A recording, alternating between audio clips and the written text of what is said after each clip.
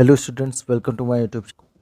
Students, हम लोग exercise 3.1 class 10th का एक्सरसाइज का सॉल्यूशन कर रहे हैं। ठीक है, इसमें हम लोग ने क्वेश्चन नंबर 1 2 3 फिनिश कर दिया था। आज हम लोग इस वीडियो में क्वेश्चन नंबर 4 का सेकंड पार्ट का सॉल्यूशन करेंगे ऑनलाइन ग्राफ की हेल्प से।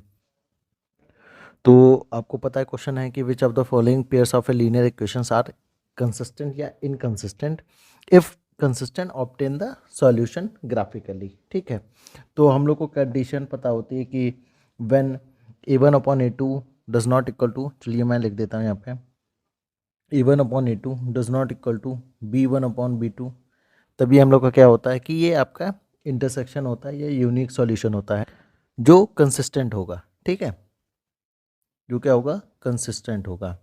और जब a1/a2 और इक्वल टू b1/b2 और इक्वल टू c1/c2, तब हमारा क्या होता है, ये को इंसिडेंट होता है और ये भी आपका क्या होता है, कंसिस्टेंट होता है। ठीक, तीसरी कंडीशन बनती है a1/a2 equal to b1/b2 does not equal to c1/c2। ये आपका क्या बनता है, पैरेलल का बनता है। और ये कौन सा केस होता है हम लोग का, इनकंसिस्टेंट होता है। क्या होता है, इनकंसिस्टेंट। ठीक है, तो पहले क्या करेंगे हम लोग, ये आपका सेकंड पार्ट है। तो सबसे पहले उसकी लीनियर इक्वेशन जो दी है इन टू वेरिएबल उसको नोट कर लेते हैं। तो x minus Y equal to 8 आ जाएगा और इधर कितना होगा, 3x minus 3y equal to 16।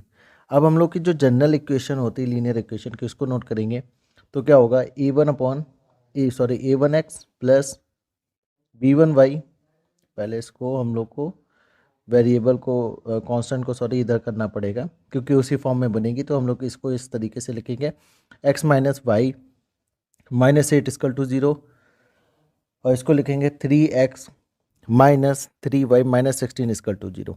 ठीक है, अब यहाँ से हम लोग जनरल इक्वेशन जो होती है उसको नोट करेंगे, a1x plus b1y plus c1 equal to 0, ऐसे a2x plus b2y plus c2 equal to 0। ठीक है, यहाँ से a1 की वैल्यू पता करते हैं। a1 की वैल्यू यहाँ पे कितनी है, 1 है। b1 की वैल्यू कितनी है, -1 है। c1 की वैल्यू कितनी है, -8, क्योंकि इसकी कंपैरिजन करेंगे, यहाँ पे 1 था, यहाँ पे -1 है, यहाँ पे -8। इसी तरीके से a2 की वैल्यू कितनी होगी आपकी, 3 होगी। b2 की वैल्यू कितनी होगी, -3 होगी। और c2 की वैल्यू कितनी होगी, -6। नाउ अब हम लोग क्या करेंगे, यहाँ से इसका रेशियो निकालते हैं। तो a1/a2 की बात करें तो a1/a2 निकालेंगे। a1 की वैल्यू कितनी है, 1 है। a2 की वैल्यू कितनी है, 3, तो 1/3 आएगा। b1/b2 की वैल्यू निकालते हैं। तो b1 की वैल्यू -1 और b2 की वैल्यू -3, माइनस कट जाएगा, कितना आएगा, b1/b2 इक्वल टू 1/3। अब देखिए a1/a2 b1/b2 दोनों गड़ इक्वल हैं, तो हम लोग c1 c2 की भी वैल्यू निकालनी पड़ेगी। ठीक है, अब यहाँ से c1 जब c2 की वैल्यू निकालेंगे तो c1 हमारा कितना, -8 है, और c2 कितना, -16। माइनस कट कर देंगे, 8 1 जा 8, 8 2 जा 16, मतलब ये हमारा c1/c2 की वैल्यू जो आएगी 1/2 आएगी।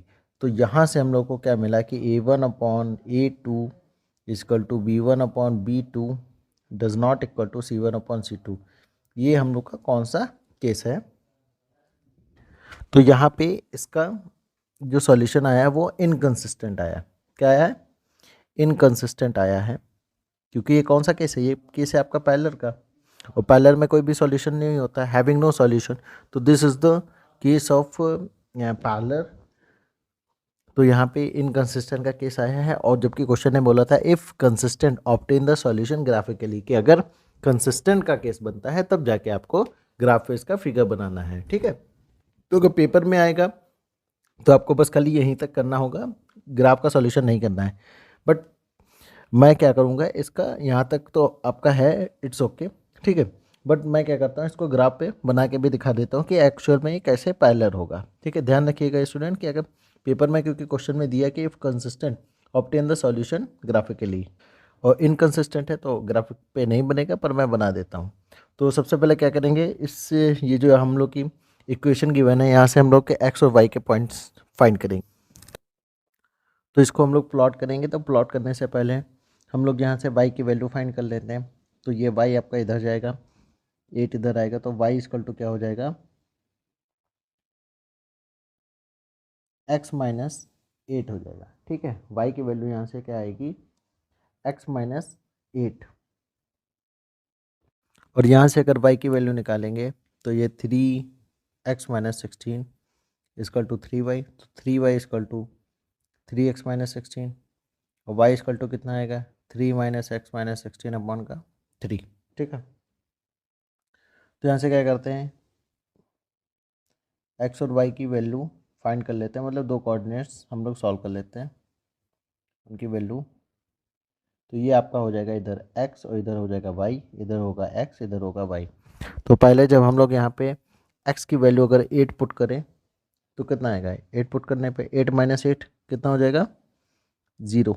ठीक है, और x की वैल्यू अगर हम लोग 4 पुट करें तो यहाँ पे 4 - 8 कितना हो जाएगा, माइनस का 4। तो ये हम लोग के दो कोऑर्डिनेट पॉइंट्स हम लोग को मिल गए हैं जो सफिशिएंट है प्लॉट करने के लिए। ठीक है, ऐसे ही इधर भी दो पॉइंट से ले लेते हैं हम लोग कोऑर्डिनेट पॉइंट। अगर x बराबर हम लोग यहाँ पे पुट करें 16/3, तो यहाँ पे अगर जब हम लोग क्या करेंगे, x इक्वल टू x की वैल्यू 16/3 डालेंगे तो आपका होगा 3 × 16/3 -16/3। 3 कट जाएगा, कितना आएगा, 16 - 16/3 मतलब 0/3। तो वैल्यू पूरी क्या आएगी, 0 आएगी। तो जब हम लोग 16/3 वैल्यू अगर पुट करेंगे इसमें तो हम लोग को जो मिलेगा वो क्या मिलेगा, 0 मिलेगा। ठीक है, और जब हम लोग यहाँ पे 0 वैल्यू पुट करेंगे तो 3x की जगह 0 हो गया, तो 0 - 16/3 कितना आ जाएगा, -16/3। तो -16/3 होगा। अब देखिए ये फ्रैक्शन में वैल्यू है, कंफ्यूज होने की कोई ज़रूरत नहीं, क्योंकि ये -16/3 है तो ये लगभग इसकी वैल्यू कितनी आएगी, 5.1 के आसपास आएगी। क्यों, क्योंकि 3 5 जो 15 1 आएगा, सॉरी 5.3 आएगा, क्योंकि 3 3 जा 9 होता है। तो 5.33 ये आपकी वैल्यू आएगी, और इधर भी आपकी ये वैल्यू कितनी आएगी, 5.33। तो ये हम लोग प्लॉट कर लेंगे। तो पहले इन पॉइंट्स को हम लोग ग्राफ पे प्लॉट करते हैं। तो ये हम लोग ने एक ग्राफ लिया है, सबसे पहले यहाँ पे x एक्सिस और y एक्सिस बना लेते हैं। तो ये आपकी एक्सिस हो गई,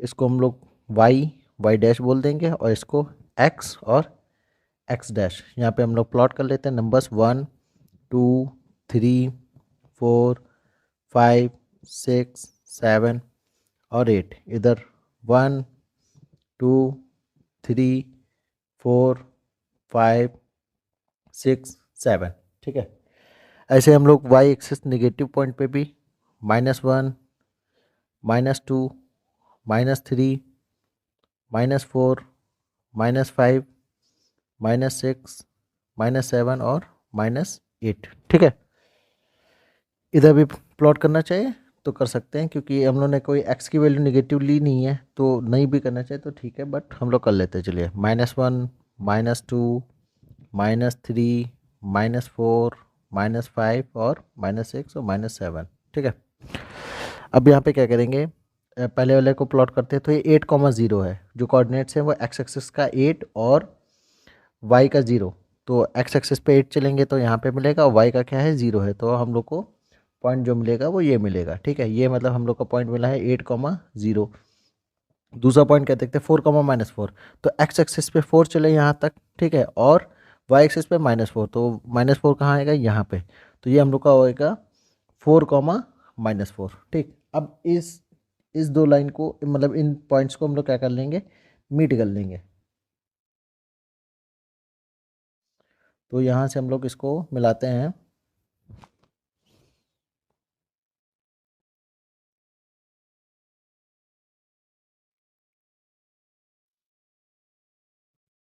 ठीक है, तो ये हम लोग की लाइन बन गई। ये कौन सी लाइन है, ये हम लोग की फर्स्ट वाली लाइन है, मतलब x - y = 8। तो इसकी नेमिंग कर देते हैं, ये आपकी है x - y = 8। ठीक, ऐसे दूसरा प्लॉट करते हैं।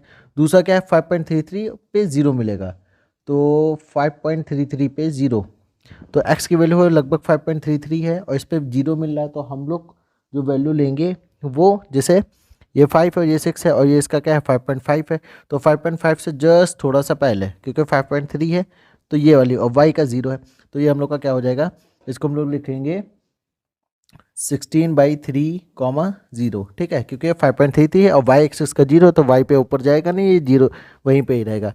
दूसरा जो पॉइंट है वो क्या है, 0, -16/3, तो 0, -16/3, तो x एक्सिस वाला 0 हो गया और -16/3 मतलब 5.33, तो 5.33 की वैल्यू जो होगी वो 5 और 6 के जस्ट थोड़ा सा पहले, तो ये हम लोग का पॉइंट होगा। ये इसके जो पॉइंट होंगे वो -16/3, 0, तो एक्स एक्सिस पे यहाँ पे 0 ही रहेगा। अब इसको क्या कर लेते हैं, प्लॉट कर लेते हैं जल्दी से, मतलब मीट करा देते हैं।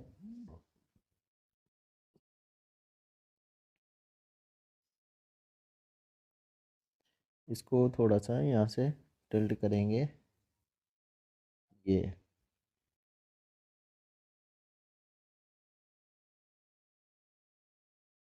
ठीक है। तो ये हम लोग की क्या है, दोनों पैरेलल लाइनें आ गई, और ये वाली जो लाइन है क्या कौन सी, 3x माइनस वाई, 3x-3y = 16।